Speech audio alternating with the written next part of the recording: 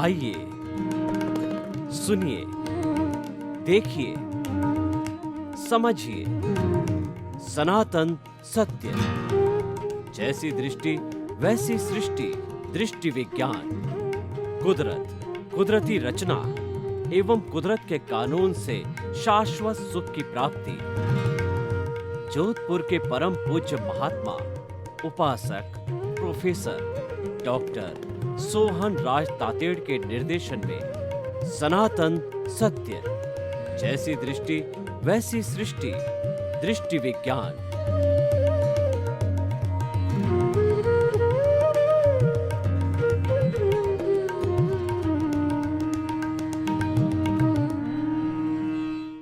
भाइयों और बहनों, मातृशक्ति को नमन। आज का विषय अघाती कर्म। कर्म एक ऐसा शक्तिशाली माध्यम है जो व्यक्ति को नचाता रहता है। कहा भी गया है कि रंगमंच यह जगत है और कर्म खिलावन हार, और नाना रूप बनाए के और चेतन खेलन हार। कर्म एक कठपुतली का काम करता है। कठपुतली ऊंची नीची आगे पीछे नाचती रहती है। उसको नचाने वाले जो डोरे होते हैं वो किसी के हाथ में होते हैं। ठीक उसी तरीके से हमारे जीवन को, मतलब जन्म से मृत्यु तक हमारे जीवन को नचाने वाले कर्म हैं। और जो आत्मा में विश्वास करते हैं वो सभी धर्म दर्शन कर्म में भी विश्वास करते हैं। कर्म एक पौद्गलिक वस्तु है जो चतुस्पर्शी है। स्पर्श दो तरह के होते हैं, अष्टस्पर्शी और चतुस्पर्शी। अष्टस्पर्शी पुद्गल आँखों से दिखाई देते हैं, जैसे कि कुर्सी है, टेबल है, और जो मकान है, सड़कें हैं, रेलगाड़ी है, एरोप्लेन है। ये सारा अष्टस्पर्शी पुद्गलों से बना हुआ होने के कारण दिखाई देता है। और चतुस्पर्शी पुद्गल जो कि शीत उष्ण स्निग्ध रुक्ष, ये चार स्पर्श से जो बना हुआ होता है, वह पुद्गल, वह परमाणु दिखाई नहीं देता है। वो अमूर्त होता है। विज्ञान की किसी भी दूरबीन से कितनी ही पावरफुल क्यों न हो, वो दिखाई नहीं देता है। उन चतुस्पर्शी पुद्गलों को जो प्रत्यक्ष ज्ञानी पुरुष होते हैं, यानी अवधि ज्ञानी, मन प्रयोग ज्ञानी और केवल ज्ञानी, वो अपने अंतर्चक्षु, अपने ज्ञान से उनको देख पाते हैं। तो वह समय भी दूर नहीं है जबकि चतुस्पर्शी पुद्गलों, क्योंकि पुद्गल है, चतुस्पर्शी पुद्गलों का चित्र खींचने के भी बड़े बड़े पावरफुल जो है दूरबीन यंत्र आ सकते हैं। अष्टस्पर्शी के तो अभी फोटो लिए जाते हैं। कर्लियन फोटोग्राफी है, वो हमारे अष्टस्पर्शी पुद्गल यानी हमारे मन के अंदर क्या चल रहा है उसका वो फोटो ले लेता है, तेजस शरीर का। वो तेजस शरीर अष्टस्पर्शी पुद्गलों का होता है। और उस फोटो में अलग अलग कलर आते हैं, और अलग अलग वो कलर होते हैं, अलग अलग भाव होते हैं, वो भाव लेशियाएँ होती है। तो उन कलर के आधार पर जो भी डेरिवेशन निकालने वाले एक्सपर्ट्स होते हैं, वो उन भावों का जो है वो निकाल लेते हैं कि इसका क्या निष्कर्ष है, अच्छे भाव हैं या बुरे भाव हैं। तो उस फोटोग्राफी के माध्यम से जो व्यक्ति के दिमाग में क्या चल रहा है उसका अंकन किया जा सकता है। यानी जो मनोप्रयोग ज्ञानी पहले व्यक्ति के भावों को समझते थे, वो आज ये कर्लियन फोटोग्राफी के माध्यम से जो है ओरा को निकाल के, आभा मंडल को निकाल करके देखा जा सकता है। चतुष्पर्शी कर्म पुद्गलों से हमारा ये कार्मण शरीर बना हुआ है कि जब कभी भी मन वचन काया, ये तीन मुख्य घटक है।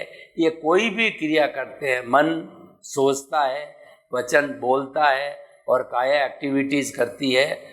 तो उससे जो है कर्म के पुद्गल चतुस्पर्शी इसी ब्रह्मांड से खींच लिए जाते हैं। इनको योग बोलते हैं, मन वचन काया का। इनका काम यही है कि कर्मों को, चतुस्पर्शी कर्मों को तान करके और जो ब्रह्मांड से लाना, और वो ला करके हमारे भीतर जो कॉजल बॉडी है, कर्म शरीर है, जो राग द्वेष है, उनको लाके सुपुर्द कर देती है।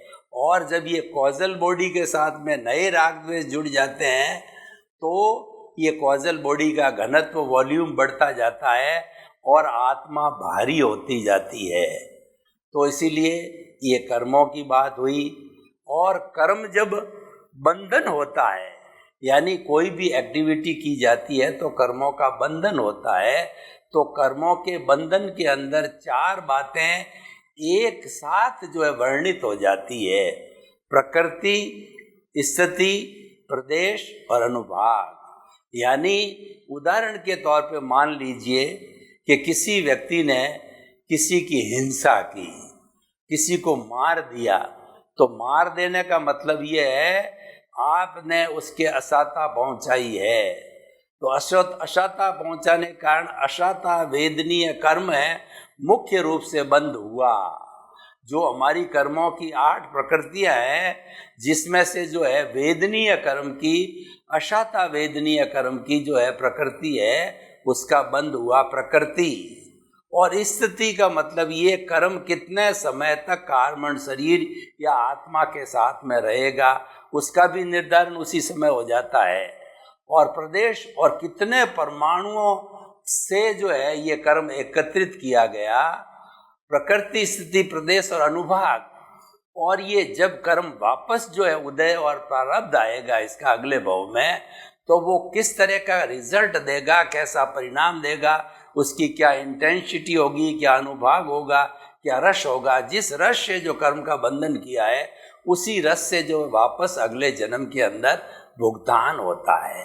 तो ये सारी प्रक्रिया जो है वो होती है। अब हम अघाती कर्मों की बात करते हैं। अघाती कर्म हमारे शरीर से जुड़े हुए हैं, उनका आत्मा से कोई कनेक्शन नहीं। आत्मा से कनेक्शन केवल घाती कर्मों का है। और आत्मा की 4 जो मुख्य प्रॉपर्टी कहिए, विशेषता कहिए, गुण कहिए, लक्षण कहिए, अनंत ज्ञान, उसको रोकने वाला ज्ञानावर्णीय कर्म, अनंत दर्शन, उसको रोकने वाला दर्शनावर्णीय कर्म, और अनंत सुख, उसको रोकने वाला मोहनीय कर्म, और उसके बाद के अंदर अनंत ज्ञान, अनंत दर्शन, अनंत शक्ति। अनंत शक्ति वाला जो है वह है हमारा अंतराय कर्म रोकने वाला है। तो ये 4 कर्म तो आत्मा के साथ जुड़े हुए हैं, आत्मा की घात करते हैं और हर जन्म के अंदर कैरी फॉरवर्ड हो जाते हैं। आज का युग विज्ञान का युग है। हम आपको बताते हैं कि आजकल जो मोबाइल ऐप्स बनते हैं या जितनी जितनी प्रक्रियाएं होती है मोबाइल के माध्यम से, कंप्यूटर के माध्यम से, इंटरनेट के माध्यम से, वो अपडेट होती है।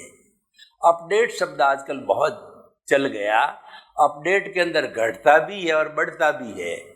तो ये जो हमारा घाती कर्म है, ये अपडेट हर जन्म के अंदर अपडेट होते हैं। अपडेट का मतलब होता है ये घट भी जाते हैं और बढ़ भी जाते हैं, और ये आत्मा के साथ हर समय रहते हैं। लेकिन अघाती कर्म का नियम अलग है। अघाती कर्म उस पर्टिकुलर शरीर के लिए ही है और वह सारा भोग है। जितना है वो टोटल अघाती कर्म हिसाब है, घाती कर्म हिसाब नहीं है। ये तो आत्मा के गुणों की घात करते, आत्मा के गुणों को रोकते हैं। इसीलिए केवल ज्ञान नहीं होने देते, शाश्वत सुख की प्राप्ति नहीं होने देते, केवल दर्शन नहीं होने देते, और निरंतराय नहीं बनने देते। और निरंतराय व्यक्ति कब बनता है कि जब वो केवल ज्ञान, केवल दर्शन और शाश्वत सुख को प्राप्त कर लेता है, तो वो निरंतराय बनता है। तो अंतराय कर्म उसको रोक लेता है। दोनों अलग अलग चीजें। और दूसरा, ये जितने भी घाती कर्म है एकांत रूप से सारे पाप कर्म हैं। और जो शरीर से जुड़े हुए अघाती कर्म है, पुण्य पाप, शुभ अशुभ दोनों होते हैं, क्योंकि ये भोगे जाने वाले होते हैं। तो भोगने में तो देखिए, जब कभी भी हम भोजन करते हैं तो भोजन मीठा भी हो सकता है और खारा भी हो सकता है, तिक्त भी हो सकता है। ऐसा होता नहीं है कि हम 365 दिन एक तरह का ही जो है मीठा भोजन करें या जो है हम नमकीन भोजन करें, पॉसिबल नहीं है। तो जो भोगने की बात है, जो भुगतान की बात है, हिसाब की बात है, उसके अंदर पुण्य और पाप दोनों होते हैं। कैसे भुगतान होता है मैं आपको बताऊं कि अगर ये अघाती कर्म जो कि 4 तरह के होते हैं, पहले 4 तरह के प्रकार बता देता हूं। वेदनीय कर्म, आयुष्य कर्म, नाम कर्म और गोत्र कर्म। वेदनीय कर्म जो होता है इसको विस्तार से बताते हैं कि वेदनीय कर्म जो होता है वो हमारे शरीर में होने वाले दर्द वेदना से जुड़ा हुआ होता है। वो साता वेदनीय भी होती है, असाता वेदनीय भी होता है। जब साता वेदनीय कर्म का इसमें उदय और प्रारब्ध होता है, तो साता वेदनीय का उदय और प्रारब्ध होता है, तो क्या है कि हमारे शरीर में साता रहती है, हमारा physical health, mental health, spiritual health, emotional health और सोशल हेल्थ सब अच्छे रहते हैं। और अगर असाता हो जाती है तो अनेक तरह की बीमारियां हो जाती है, हमारी हार्ट से संबंधी, उत्सर्जन के संबंधी, ब्लड सर्कुलेशन के संबंधी, स्किन के संबंधी और जो आँखों के संबंधी, कान के संबंधी, नाक के संबंधी, ये जो है बीमारियां हो जाती है। ये असाता वेदनीय कर्म कहलाता है जो कि भुगतान किया जाता है। साता वेदनीय भुगतान पुण्य का कैटेगरी का होता है, तो उसमें पुण्योदय होता है। असाता वेदनीय को भुगतने में पापोदय होता है। और ये वेदनीय कर्म जो होता है इसका जो है बताया गया है कि जैसे कि एक चाकू के जो है हमने शहद लगा दिया, इस शहद लिप्त चाकू को जो है मुंह के ऊपर यानी जबान के ऊपर लगाते हैं तो शहद का मीठा मीठा स्वाद जो दिखाई देता है, जो स्वाद के अंदर आता है, तो वो हमारा साता वेदनीय है। और भूल से अगर उस चाकू को थोड़ा सा हमने धारदार होता है तेज चला दिया था, जीभ कटने का डर रहता है और कई बार कट भी जाती है, कट भी लग जाता है। ये असाता वेदनीय कर्म का जो है वो रूपक बताया गया है, उसका इस तरीके से होते हैं। वेदनीय शुभ और अशुभ होते हैं। और उसके बाद में आयुष्य कर्म, आयुष्य कर्म जो है हमारे जीवन का निर्धारण करता है, हमारे लाइफ स्पान का निर्धारण करता है कि यह व्यक्ति, यह जीव कितने समय तक इस शरीर में रहेगा, ये आत्मा कितने समय तक इस शरीर में, मनुष्य का है, नरक गति, तिरंज गति, मनुष्य गति, देव गति, जिसका भी बंद किया है, तो वो कितने समय तक जो है इस शरीर के अंदर रहेगा, ये आयुष्य कर्म निर्धारित करता है। और आयुष्य कर्म जो है वो, जो आयुष्य कर्म है वो शुभ और अशुभ होता है। शुभ आयुष्य कर्म में मनुष्य भव होता है और देव योनि होती है, और अशुभ भव के अंदर जो है नरक गति होती है और तिर्यंज गति होती है। दोनों अलग अलग इसके प्रकार होते हैं, एक शुभ होता है और दूसरा अशुभ होता है। ये हमारा आयुष्य कर्म हो गया। और वेदनीय आयुष्य और नाम कर्म, नाम कर्म जो होता है बहुत बड़ा कर्म है। इसकी जो है कुल 103 उत्तर प्रकृतियां हैं, शुभ नाम कर्म और अशुभ नाम कर्म। जाति, इंद्रिय, वर्ण, गंध, रस, स्पर्श, इस प्रकार अलग अलग कैटेगरी जो है वो सारा हमारा नाम कर्म होता है। और नाम कर्म का जो मुख्य कारण बंध का होता है वो मन, वचन, काया की असमान प्रवृत्ति, मतलब उसके अंदर डिफरेंस होता है, कहना और करना, दोनों के अंदर कथनी करनी का जो अंतर होता है, उसके कारण नाम कर्म का बंध होता है। अंतर नहीं होता है, जो कथनी करनी एक सी रहती है, तो शुभ नाम कर्म का बंध होता है। और उसके अंदर अगर वो विभाव होता है तो अशुभ नाम कर्म का बंध होता है। तो ये नाम कर्म का खाता बहुत बड़ा है। और तीर्थंकर गोत्र का जो सबसे हाईएस्ट पुण्यशाली कर्म जो बंद होता है वो तीर्थंकर गोत्र का बंद होता है। तो वह भी नाम कर्म के द्वारा होता है। तो वेदनीय आयुष्य नाम और गोत्र कर्म होता है, वो हमको सोशल स्टेटस देता है कि राजा महाराज के घर में जन्म लेना, सेठ के घर में जन्म लेना, धनाढ्य के घर के अंदर जन्म लेना, ये सारा जो है हमारा सोशल स्टेटस बताने वाला जो है गोत्र कर्म है। और ये पाप प्रकृति का होता है अगर इसका उदय और प्रारब्ध। तो हम गरीब के घर में लेते हैं, झुग्गी झोंपड़ी में जन्म लेते हैं, जहाँ पर आपस में लड़ाई झगड़ा कलह और पैसे की कमी, जगह की कमी और जो है वो कलह करते रहते हैं, लड़ाई झगड़ा करते रहते हैं। ये नीच गोत्र कर्म का बंधन है। और ये गोत्र कर्म को बंधने का जो मुख्य कारण होता है वो मद करना, जो आदमी को घमंड करना। 8 तरह के घमंड कहे जाते हैं: जाति, कुल, बल, रूप, ज्ञान, तप और ऐश्वर्य। 8 तरह के हम मद करते हैं, घमंड करते हैं कि मैं इतना रूपवान, मैं इतना धनवान, मैंने इतनी तपस्या की, और जो है मेरा समृद्धि देखो कितना बड़ा, कुबेर जैसी मेरी समृद्धि है। और उसके बाद में मैं उच्च जाति का, उच्च कुल का। तो ऐसा जो हम अहंकार करते हैं तो हमारे अशुभ नाम गोत्र का बंध होता है। और फिर हमको नीच कुल में, झुग्गी झोंपड़ी वाले कुल के अंदर जन्म लेना होता है।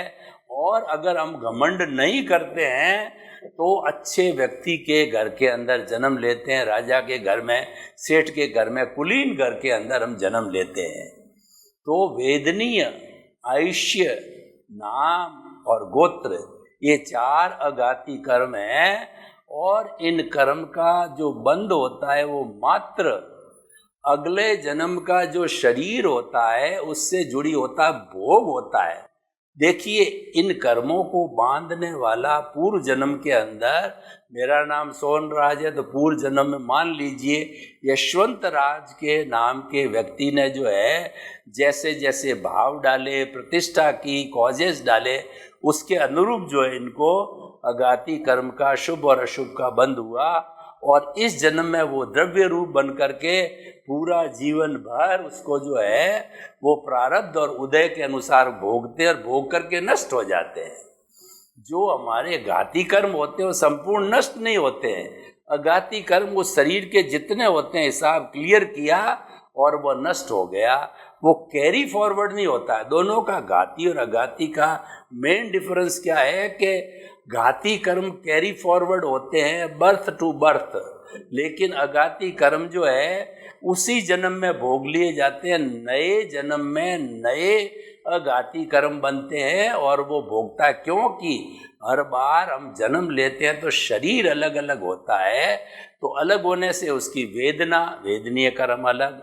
और अगर मनुष्य है तो मनुष्य गति, नार की है तो नार गति का। तो वेदनीय आयुष्य और नाम कर्म, मनुष्य के नाम कर्म अलग होते हैं, पशु पक्षियों के नाम कर्म अलग होते हैं। और गोत्र हरे का, हर जो तिर्यंज गति, नरक गति, देव गति, सबके गोत्र अलग अलग होते हैं। तो इस तरीके से जो है ये मेन डिफरेंस है कि ये उसी भव में भोग करके हिसाब रूप में और समाप्त हो जाते हैं। लेकिन घाती कर्म कैरी फॉरवर्ड होते रहते हैं, हमारे ज्ञान दर्शन के अनुसार जो है चेतना से जुड़े हुए होते हैं और चेतना की घात करते हैं। इसलिए उसके साथ में चेतना को ऊर्ध्वारोहण होने नहीं देते, चेतना का जो है अधोगमन करवाते हैं। इसी कारण से होते हैं और एकांत पाप होते हैं। और जो अघाती कर्म होते हैं, शुभ अशुभ दोनों होते हैं, पाप और पुण्य दोनों होते हैं, जिसके की रिजल्ट अलग अलग मिलते हैं। पाप कर्म का रिजल्ट मिलता है वो दुख होता है और पुण्य कर्म का जो रिजल्ट मिलता है वो सुख होता है। तो इस तरीके से ये अघाती कर्म जो है हमारे उदय प्रारब्ध के अधीन जो है होते हैं और साथ साथ के अंदर उसी जन्म के अंदर भोग लिए जाते हैं। अब आप देखिए कि ये जो अघाती कर्म है वो किस तरीके से व्यक्ति को प्रभावित करते हैं, वो हम आपको बताना चाहते हैं कि किसी व्यक्ति के शुभ जो है कर्मों का योग है तो वो शुभ कर्मों के योग के कारण वो अटालिका के अंदर जन्म लेगा। वो जो है ऊंचे ऊंचे उसके भवन होंगे, वैसा ही रहन सहन होगा, गाड़ी घोड़े, अच्छा दूसरा नौकर चाकर, और उसको सातों सुख होंगे, और इस तरीके से सब शुभ ही शुभ होगा। तो वो जो है हमारा पुण्य का बंध है, पुण्य का भोग है। उसी तरह से सब कुछ जो है अशुभ का अगर भोग है या बंध है, तो अशुभ के हिसाब से जो है आपस में कलह, घर में लड़ाई झगड़ा, टंटा, प्रेम का नहीं होना, स्वार्थ की वृत्ति का ज़्यादा होना, इस तरीके से बैड एलिमेंट्स जो है हमारे जीवन में, हमारे शरीर के अंदर बहुत जुड़े हुए रहते हैं। तो इसीलिए हमें घाती और अघाती कर्मों को बहुत अच्छी तरह से समझना चाहिए, ताकि कि हम इसका जब भोग करें, जब ये भोगते जाए, तो हम अच्छी तरह से इसका ध्यान रख सकते हैं। अब भोगने का जहाँ प्रश्न होता है, वहाँ पर जो है हमारा जो सनातन सत्य का नियम है कि मन वचन काया तथा उससे जुड़ी हुई हर अवस्था मात्र कुदरती रचना है और वह व्यवस्थित है।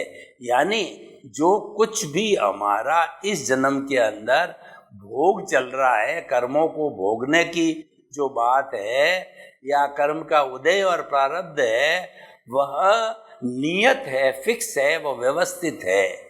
उसमें करेक्शन नहीं दिया जा सकता, उसमें बदलाव नहीं किया जा सकता है, उसको तो एज इट इज जो है भुगतना पड़ेगा।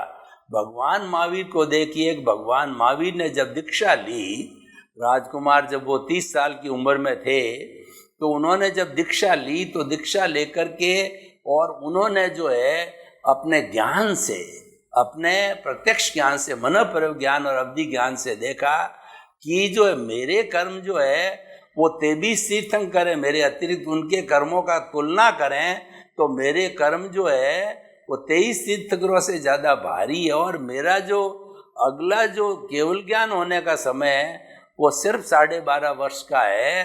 तो मैं 12.5 वर्ष में इन कर्मों को कैसे खपाऊंगा?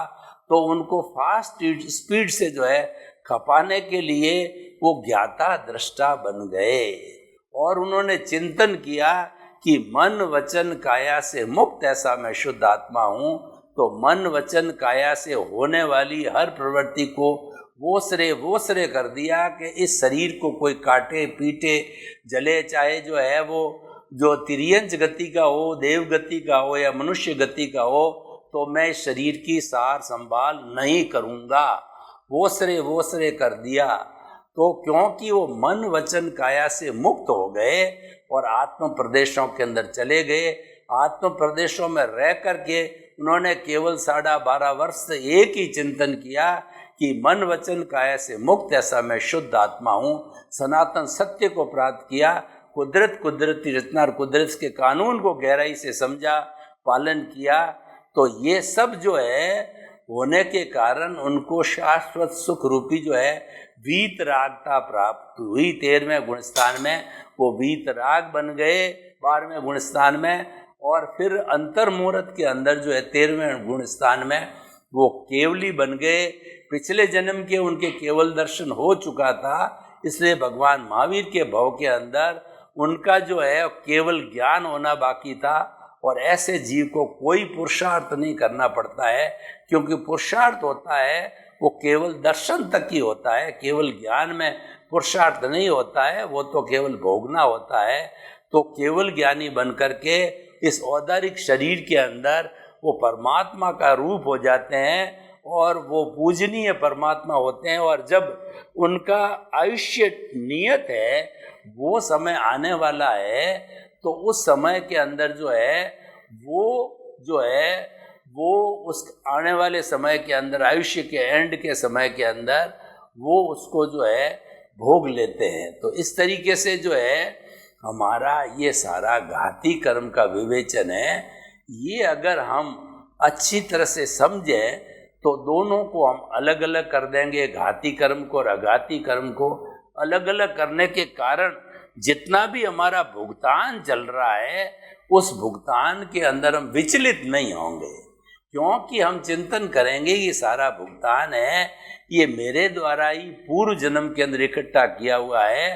तो इस जन्म के अंदर उस इकट्ठे किए हुए पूर्व जन्म के जो कार्यों के कारण ये जो है मुझे ये तन मिला है और ये शरीर मिला है और उसके अकॉर्डिंग ही सारा जो है काम किया जाता है। तो भाई और बहनों, ये विषय जो है आज का हमारे बहुत सुंदर है अघाती कर्मों का, कि अघाती कर्मों का संबंध शरीर से है और पुण्य पाप दोनों होते हैं और ये भोगे जाते हैं, और एक बार जब भोग लिए जाते हैं तो फिर वो समाप्त हो जाते हैं और फिर दूसरे जन्म के अंदर नए, उस जन्म के अंदर जो चार्ज था वो डिस्चार्ज हो गया और उस जन्म के अंदर जिसमें हमारा शरीर है उसमें पुनः भावों के अनुसार वो चार्ज किया जाता है।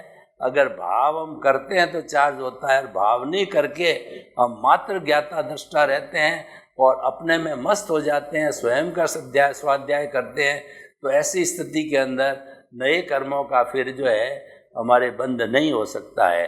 तो बहुत ही सुंदर विषय है कि ये घाती कर्म है जो तो आत्मा की घात करते हैं, और अघाती कर्म है वो शरीर के द्वारा भोगे जाते हैं। तो इसीलिए हमें दोनों को समझना बहुत ही अति आवश्यक है। और अघाती कर्मों के लिए आप देखिए कि ये तो कर्म है, लेकिन क्या है कि ये कर्म ही सुख दुख देने वाले होते हैं और दुनिया में कोई सुख दुख नहीं देता है। कहा भी गया है, को सुख को दुख देत है और कर्म देत झकझोर, उर्जत सुरजत आप ही और ध्वजा पवन के फेर। यानी जो भगवान के मंदिर के ऊपर जो ध्वजा चढ़ाते हैं वो कौन उनको जो है सुलझाता है और उलझाता है? केवल जो है ये पवन चलती है वो उलझाती सुलझाती है। यानी हमारे कर्म ही हमको कष्ट देते हैं, सुख देते हैं, और दुनिया में ऐसी कोई ताकत नहीं है जो हमारे शरीर को टच कर सके या हमको कोई सुख दुख की अनुभूति करा सके। 33 करोड़ देवी देवताओं में भी ऐसा कोई भी जो है पावरफुल देवता नहीं है जो हमारी मदद कर सके या नुकसान करे। मात्र अपने अपने कर्म ही जो वो निमित्त बनते हैं और निमित्तों के माध्यम से सुख और दुख की जो है अनुभूति हमें होती है। तो हम निष्कर्ष के तौर पर ये आपको बताना चाहते हैं, आज हम इस अगर मान लो एपिसोड को दो ओपन टू दी ऑडियंस करें तो हम जो है वो आसानी से जो है ये समझ जाते हैं कि अघाती कर्म जो है वो केवल हमारे शरीर से जुड़े हुए, हर शरीर में अलग अलग होते हैं और ये शरीर के द्वारा संग्रह किए जाते हैं और शरीर के जो है माध्यम से ही भोगे जाते हैं और भोगने के बाद में वो समाप्त हो जाते हैं।